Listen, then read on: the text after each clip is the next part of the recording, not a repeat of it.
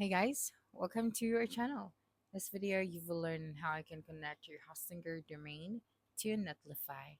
So first thing that you should do is you just have to open any of your web browser and then make sure that you have logged into your Hostinger account and then go to your domains. So I'm just going to leave my domain name for now and then go and log into your Netlify account.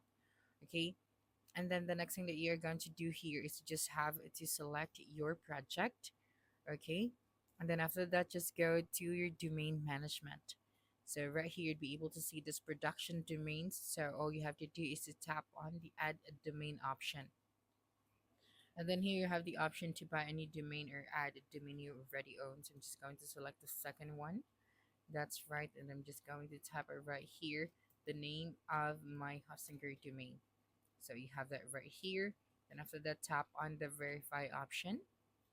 Okay, so here we found this domain. Now to connect it to your site, we have to update our DNS records at your registrar. So we are going to, open the pending DNS records verification in the next step for the step-by-step instructions, so your site will work once changes propagate. So tap on the add domain option. That's right. And then here you have the pending DNS verification. So all we have to do now is to follow the steps that we can find here.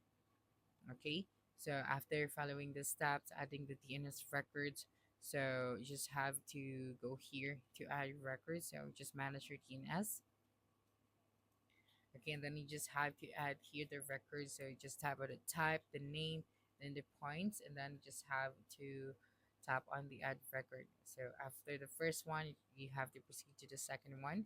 So you just have to follow the same step as well.